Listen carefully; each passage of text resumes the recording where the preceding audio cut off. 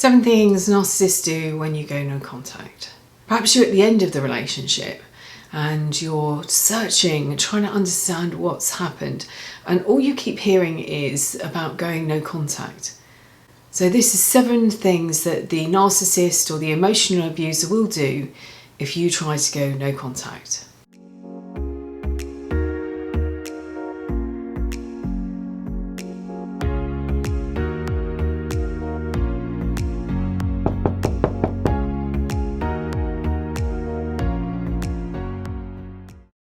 Going no contact or doing the grey rock is really going to help you. It's crucial for your healing. You're going to experience a sense of calmness.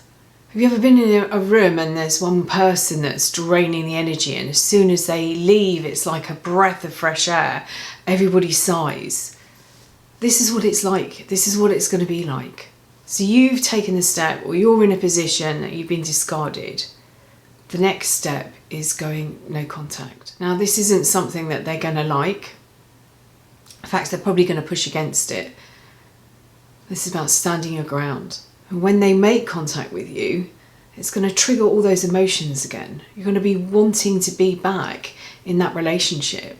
You're going to be wanting to be back in that place of idealization. The only way to really heal from this relationship is to be not in contact with them, so they're not triggering the fears within you, but also to go and find the original wound. You need to untangle from these invisible bonds that they created. And during this time, you might be wondering what they're doing, who they're with, wondering if they still love you, and if they're missing you as much as you're missing them. And you might end up contacting people, trying to find out what they're up to, what they're doing. They told you at the beginning of the relationship, and possibly drip fed you through the relationship, that you're the only person who's ever understood them.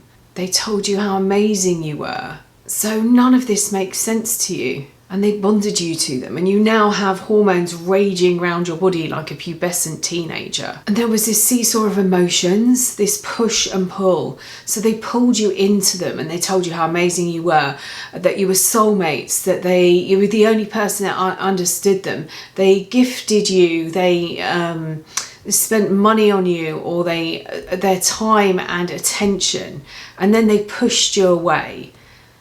And you don't know what's going on, you don't know what's happened, you don't know what you've done wrong. And they then start to tell you and discard you, and then they pull you back in and they shower you again. And this goes on, this seesaw, this push and pull of emotions is addicting you, getting you addicted to this flow of oxytocin.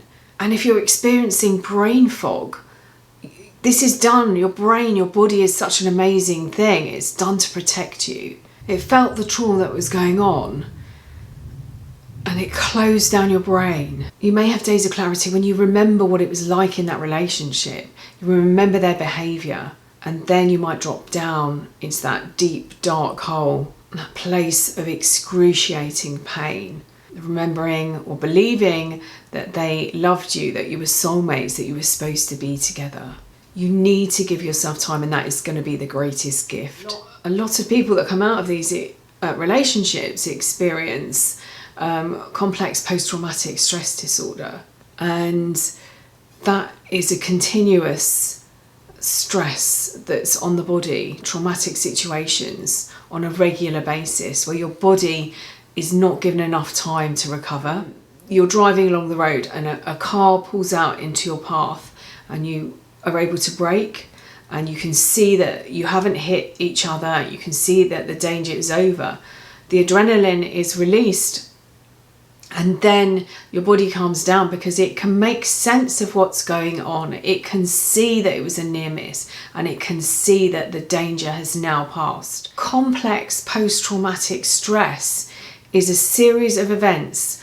It's trauma on a regular basis where your body cannot or does not have the chance or the ability to recover from the traumatic emotional experience, and your body is on alert, and it needs that time and that space. The mixed emotions that and the cognitive dissonance of believing that they loved you but their behaviour doesn't mirror their words. I promise you, one day you will wake up and your first thought will not be of them.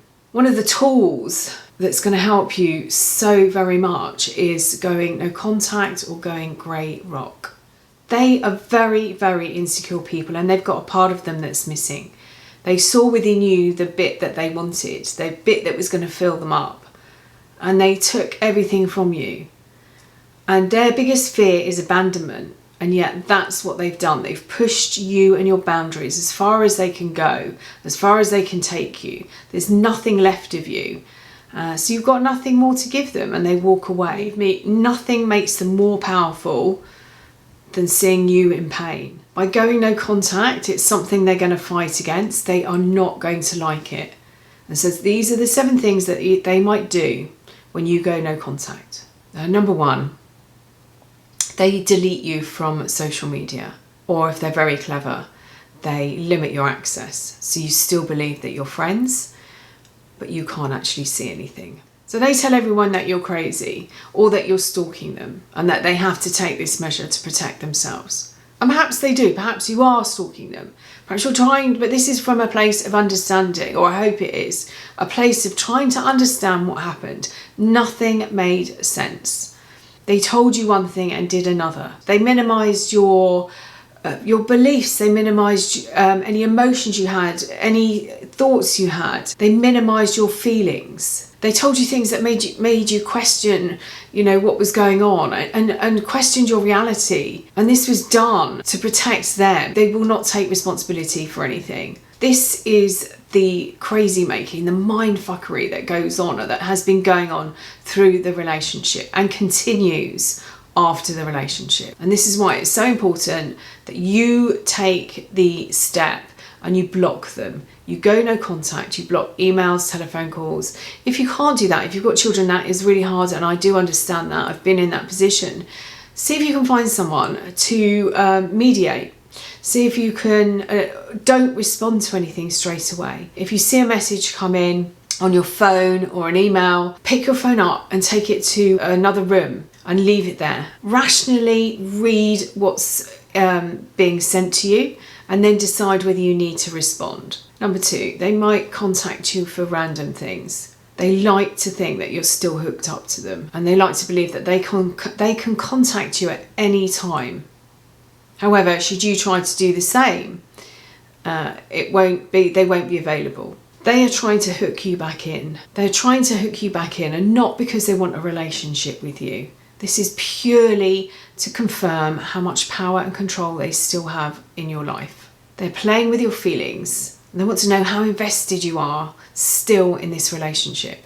How much power they still have over you. Number 3, they might tell you that they can now see how their behaviour had an effect on the breakdown of the relationship, and they may appear to want to take some responsibility. Perhaps they're telling you they've seen the error of their ways. And they might even tell you that they're going to counselling and how they want to change. They might tell you how important the relationship is to them and how they hadn't realised it until this point. Or they might recruit their flying monkey to send their messages through. You might hear stories of how worried they are about them, only to hear other stories that they're okay and they're enjoying themselves. They are playing a game. It's like a cat playing with a dead mouse. It's got nothing better to do until it's distracted by something else. Number 4, they try to hook you in with a problem they have or advice they need on someone or a situation. They make you believe they can't live without you, that you are the only person that understood them. This is the same game. It's the same game they're playing, just to see how invested you are in the relationship, how much control they still have over you, what power they still have over you. They're surrounded by people. They could ask any of them for help and support, but you don't see it like that. You see it as a validation that you are the only person that knew them so well and could help them, because you are someone that wants to help people, and you're missing the attention that you were getting. That's like a drug. It's a hormone hit. It's like giving up smoking or drinking or gambling. Going back and being in contact with them, you're starting again. So you might not have had a cigarette for 3 months, a drink for 3 years, or been to a gambled for 13 years. By stepping in and having one cigarette or a drink or going and playing a slot machine, you're starting from scratch all over again. You're back at day one. All that hard work you put in. This is their game. They want you to just keep you there, just to know how powerful they are. You are an object to them. They objectify everybody within their life. You became a secondary source of attention, not their major source of attention. They're just going to keep you in the background, just for their amusement, like the cat and the dead mouse. Number 5, they may make up stories about you to friends and family, your friends and family, definitely theirs. They need to justify why they're walking away from a relationship that to the outside world is perfect. So they have to come up with reasons, and it's never ever going to be their fault because they walk away playing the victim. This is always going to be your fault. By going no contact, you're taking control. You're taking your power back, and they don't like that. They need you to be crazy. They've told everybody how crazy you are. They've told everybody you're bipolar. They need you to react. When you respond, particularly if you're responding from a place of fear, and that could be the fact that you don't know how to live without them because they've been telling you this all through the relationship. You're validating their reasons for walking out, for leaving you. A lot of people will be shocked that it's over. A lot of people won't understand what's happened, and you won't understand what's happened. By responding to them, they are able to manipulate you and put you in a place of crazy, mindfuckery, whatever it is. You're validating, you're telling people that they were right to leave you. Number 6, they trigger you. They do things to get your attention, to trigger you. So it might be a simple picture, and yet it triggers something inside you. And this is why you need to block them on social media, so that you cannot be triggered in any way. And not only them, their friends as well. They are so desperate for you to react. It validates the power and control, this game that they're playing, but also proving to other people that you are crazy and mad and they did the right thing. And they want you to get upset. They want you to react. It confirms to them that you still love them and that you haven't abandoned them. Number 7, they move on and then replace you with a new supply. Or they had that supply before they left, but maybe they weren't fully hooked up. So part of their game is they want to prove how crazy you are to this person. Do you remember at the beginning of your relationship the stories they told you about their exes? They're doing exactly the same now. And they will be doing exactly the same when they finish with this one. But please don't wait round for that to happen. Please don't think that if you wait round long enough that they'll either come back to you and it's proving that you are worthy, because a lot of this stuff is about worthiness. They've eroded your self-esteem, and all they're trying to do is build themselves up. They played the victim, and that pain of seeing them with somebody else, that pain of perhaps believing that somebody else is stepping into your shoes. This is why going no contact is the only real way to heal from these relationships, because you can't see any of this going on. They want to dangle it in front of you. They want to hurt you. They were so frightened that you were going to hurt them. They did everything defensively. They were so frightened of being abandoned. And yet they go on and abandon you. Perhaps you're waiting around for them to trip up. Perhaps you're waiting around for that relationship to end just to prove it wasn't your fault. And this is where you need to go and find the original wound, find the wounds that you hold within your body. I don't know whether you remember the game Mastermind. It was like a board game with little pegs. And as you were growing up until the ages of about 7 or 8, we are sponges. We take on everything. We take on the beliefs of everybody around us, particularly of our parents. And their beliefs are from their parents, that are from their parents, that are from their parents. And it's filtered down to you. If you're constantly told during childhood that you're not good enough or not worthy enough, you've got these wounds. In Mastermind, you've got this board. I don't know how many attempts you've got at breaking the combination. And it's as if your parents have selected the code. So maybe it's a green, 2 reds and a yellow. Or maybe it's 2 blues, a yellow and a green. There's a unique code that they've set. And it's as if these people, these emotional abusers and toxic people, it's their job to break that code. And each time they're breaking a boundary, and they might try different combinations, and then finally at some point they break in, they find that code and they win. This is a game, and this is what they're doing. They're breaking down your boundaries. They're looking for access, whatever it is they need from you to feed off your energy. Whatever it is they are missing inside, they believe that you can fill them up on. And when they've sucked that out of you, once they've broken that combination, they then move off onto somebody else. This is about you understanding your unique wounds. This is about you understanding your limiting beliefs, maybe around self-esteem. So it might be one wound, maybe that you've got all blues or all greens or all yellows. It might be 2, where the combination is 2 blues and 2 reds. It might be you have 4, it might be you have more. You need to move on. You need to step out of the fear. You need to understand what it is attracted you to this person and see this as their gift. And I know probably everything is screaming against that, but they are showing you where you need to heal. They're showing you the wounds.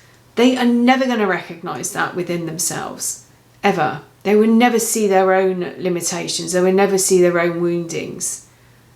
They just move on from relationship to relationship, sucking a bit more out of that person, and they need something of that person. This is your time. This is a time to heal. If you were left at the end of a relationship wondering what the hell happened, it is very likely you were in a relationship with a toxic person, an emotional abuser, a narcissist, a sociopath, a psychopath, put your label on it. It's very likely that you're bound by these invisible chains holding you to this person, holding you to the relationship. But you can untangle them, and that is finding this original wound. They've worked out the combination.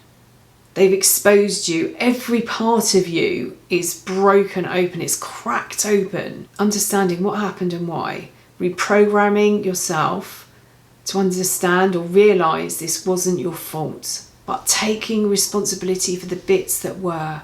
Understanding that you can move on if you heal the original wound. I'm sending you loads and loads of love.